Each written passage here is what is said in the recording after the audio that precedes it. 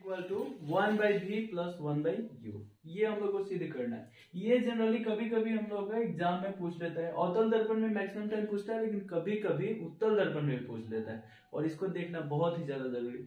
Similar ही होता है derivation, इसका भी सत्यापन जो होता है बिल्कुल वैसे ही अवतल दर्पण की तरह ही होता है, लेकिन हम लोग को इसमें डायग्राम थोड़ा सा अच्छा से समझना पड़ता है। ठीक है, तो जैसे कि हम लोग जानते हैं उत्तल दर्पण ये है, उत्तल दर्पण का प्रवर्तक सतह उभरा हुआ होता है, और यहाँ इसका ध्रुव है जो अवतल दर्पण का क्या होता है, मध्य बिंदु होता है। यहाँ इसका फोकस है और ये वक्रता केंद्र है।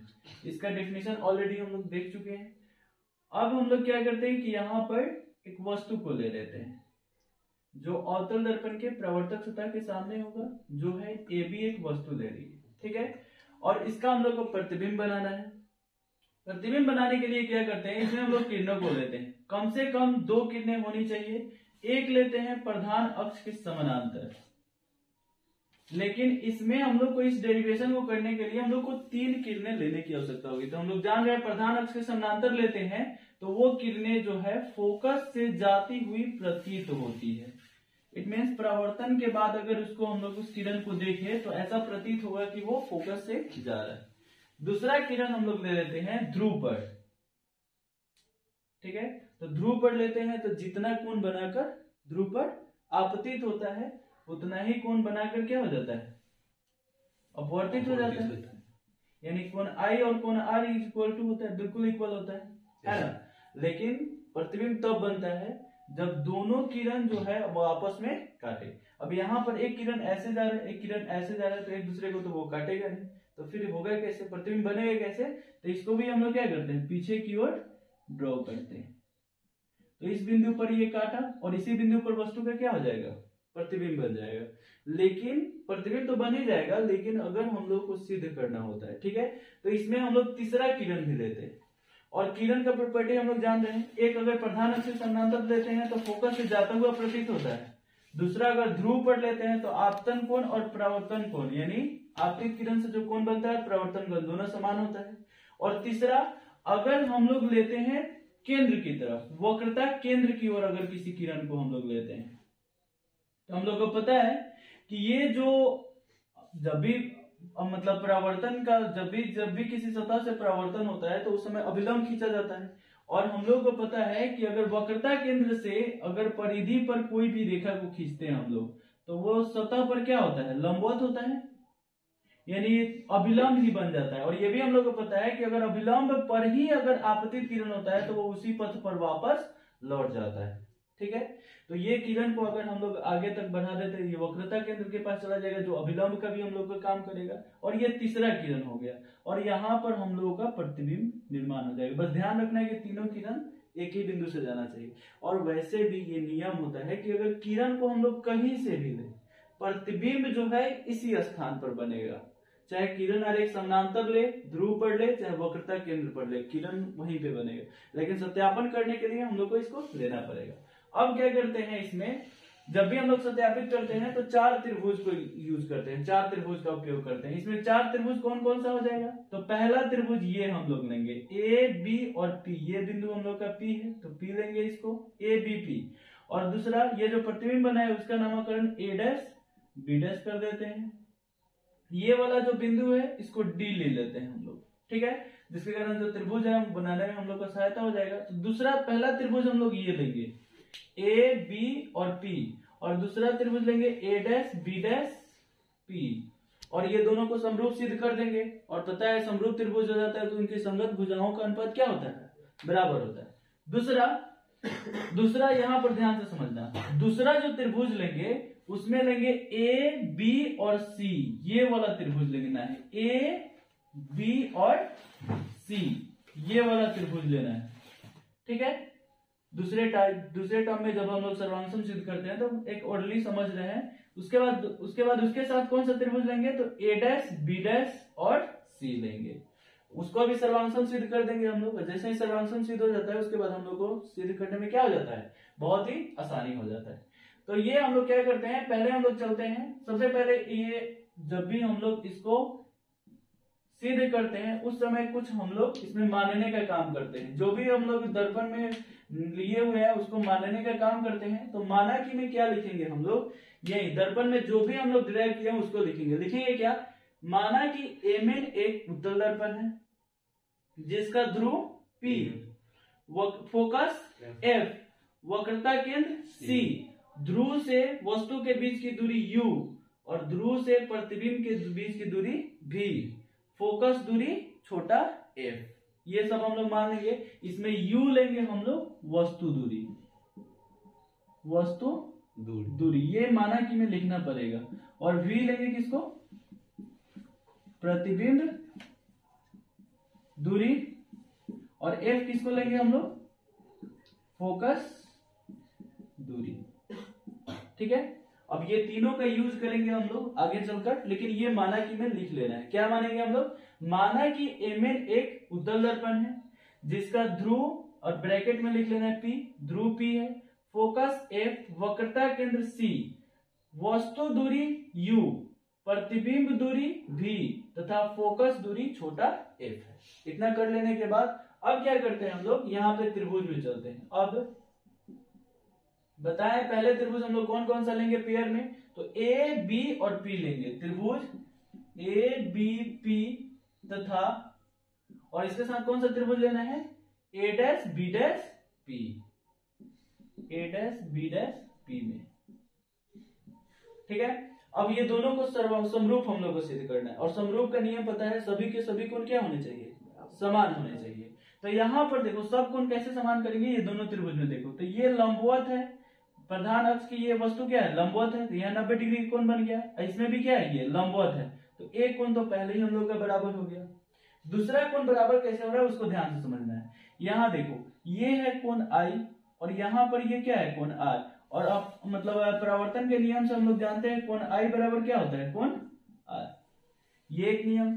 दूसरा इसी में ध्यान से देखना कि ये वाला रेखा को अगर हम लोग देखें, ये वाले रेखा को और ये वाले रेखा को, तो दोनों ये एक दूसरे को काट रहे हैं, और जब दोनों एक दूसरे को काटते हैं तो आमने सामने वाला कोण क्या होता है, बराबर होता है सम्मुख कोण से।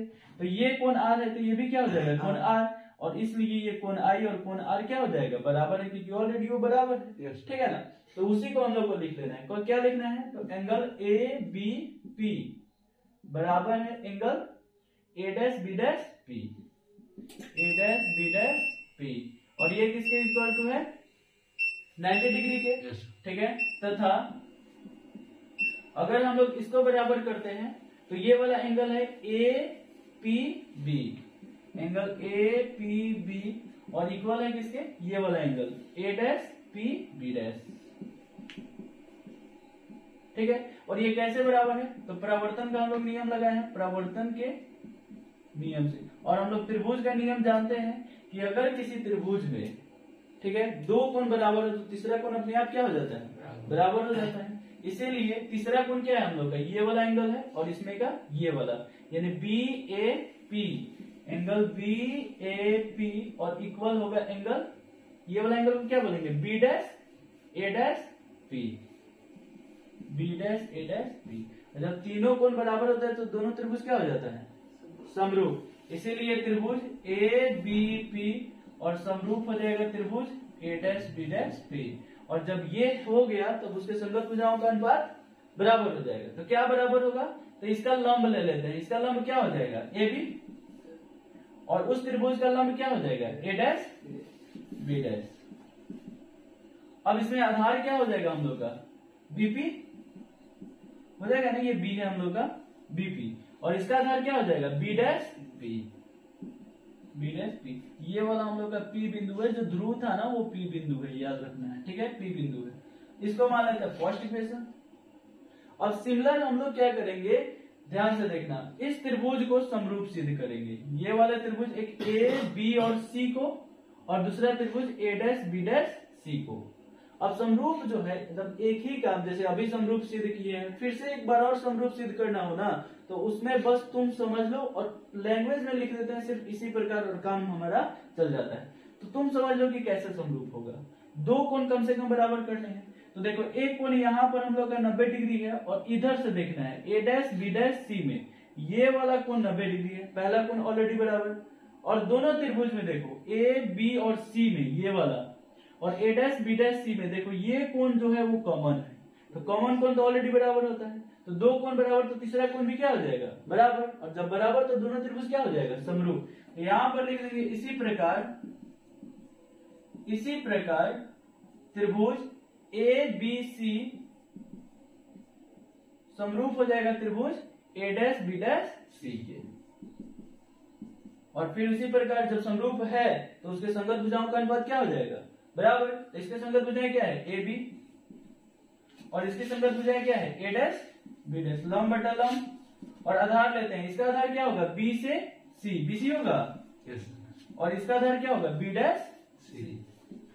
इसको मान लेते हैं सेकेंड इक्वेशन। अब देखो फर्स्ट इक्वेशन सेकेंड इक्वेशन में एलएचएस क्या है बराबर, तो लैंग्वेज क्या लिखेंगे समीकरण एक तो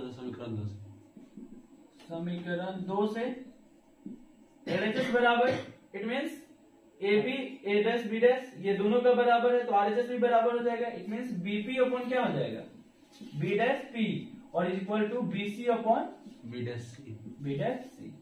ठीक है, अब इसमें कुछ चेंज नहीं करना है, इस पे इक्वेशन एक थर्ड मान लेते हैं और हम लोग का आंसर ऑलमोस्ट आ गया है। अब थोड़ा सा समझना है हम लोग को, इसमें जितना भी वैल्यू है ना सबको यहाँ पर हम फाइंड कर रहे हैं और उसको यहाँ पर पुट करेंगे और हम लोग का समीकरण सॉल्व हो जाएगा।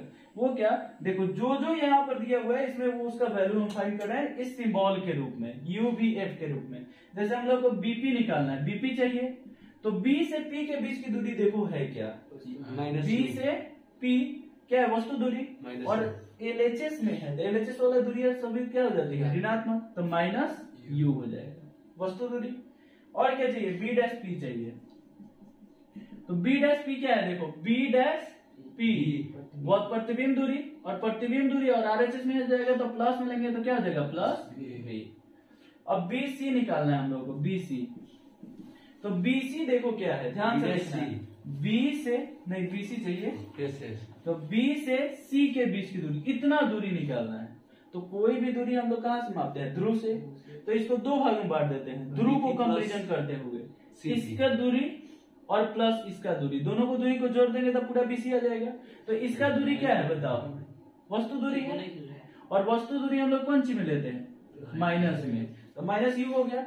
और इसका दूरी बताओ P से C के बीच की दूरी क्या होगा वक्रता त्रिज्या, और वक्रता त्रिज्या R बराबर क्या होता है 2F होता है ना, और RHS में है तो RHS में हम लोग कौन सी में लेते हैं प्लस में लेते हैं, तो कितना आ जाएगा +2 होगा। अब एक लास्ट में क्या हम लोग का B डैश C, अब B डैश C ध्यान से इसको भी समझना, B डैश C हम लोग को निकालना है यानी B डैश से C के बीच की दूरी ये वाला दूरी। तो इस दूरी को निकालने के लिए क्या करेंगे हम लोग इस पूरे दूरी को लेकर और इसमें से ये छोटे वाले दूरी को क्या करते हैं माइनस कर लेते हैं, तो B डैश C निकल जाएगा हम लोग का। यानी करते क्या है B डैश C निकालने के लिए पूरे दूरी को ले लेते हैं यानी CP और में से माइनस क्या कर लेते हैं B डैश P। ठीक है, अब बताओ अभी बताया C से P के बीच की दूरी को वक्रता त्रिज्या कहा जाता है, वक्रता त्रिज्या किसके बराबर होता है 2F के, और RHS में तो क्या हो जाएगा +2F।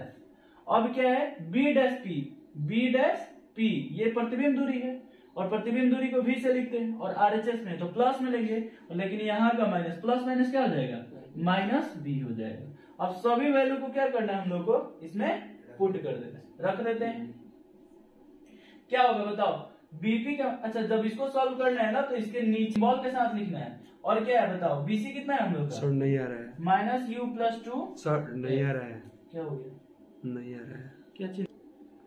ठीक है, अब यहाँ पर B डैश C का वैल्यू निकालते हैं, B डैश C का वैल्यू क्या है हम लोग का 2F - B हो गया ना। अब इसको क्या करते हैं हम लोग क्रॉस मल्टीप्लाई कर देते हैं, तो यहाँ पर तो जगह है नहीं तो क्या करते हैं हम लोग इसको इस साइड में लिख देते हैं, आ रहा है ना पूरा। ठीक है, इसको क्रॉस गुना करते हैं, ठीक है इसको इसमें गुना करते हैं तो -U में 2F से गुना करते हैं तो क्या आ जाएगा बताओ -2UF हो जाएगा। उसके बाद माइनस माइनस प्लस U में V से गुना करते हैं तो क्या आ जाएगा UV हो जाएगा। ठीक है, अब इससे गुना करते हैं तो प्लस माइनस माइनस V में U से गुना करते हैं तो क्या हो जाएगा -VU या UV भी लिख सकते हैं हम लोग क्या UV। और क्या होगा बताओ प्लस प्लस प्लस हो जाएगा और V में 2F से गुना करते हैं तो क्या आ जाएगा +2VF हो गया।